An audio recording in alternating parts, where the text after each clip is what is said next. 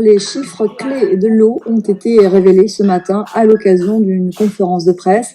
L'objectif de ce rapport annuel est justement d'offrir une transparence aux citoyens sur la gestion de l'eau et l'assainissement.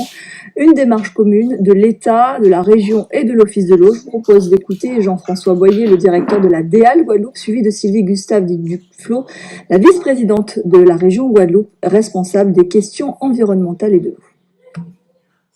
À l'échelle de la Guadeloupe, on peut donner deux grands chiffres qui sont révélateurs.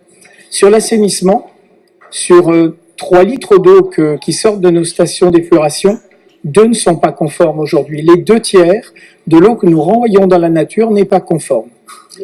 Et puis, en termes d'adduction d'eau, cette fois, pour apporter l'eau aux habitants, à chaque fois que nous prélevons 3 litres dans la nature et que les usines potabilisent 3 litres, il y a un seul de ces 3 litres qui arrive à sa destination finale.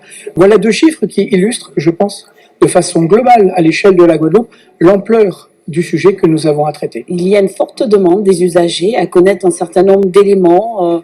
La facturation, est-ce qu'elle est la même qu'on soit à Trois-Rivières ou qu'on soit à Saint-François? Comment les canalisations sont-elles? Est-ce qu'elles sont bien meilleures sur le Sud-Basse-Terre ou le Nord-Grande-Terre? Et donc, en fait, cette démarche aujourd'hui qui aboutit à une première de chiffres clés à la fois sur l'eau et l'assainissement, c'est une démarche partenariale État, région, département et office de l'eau. Et en fait, l'idée pour nous, c'était d'apporter des données factuelles et objectives à la population et évidemment de la transparence en toute chose.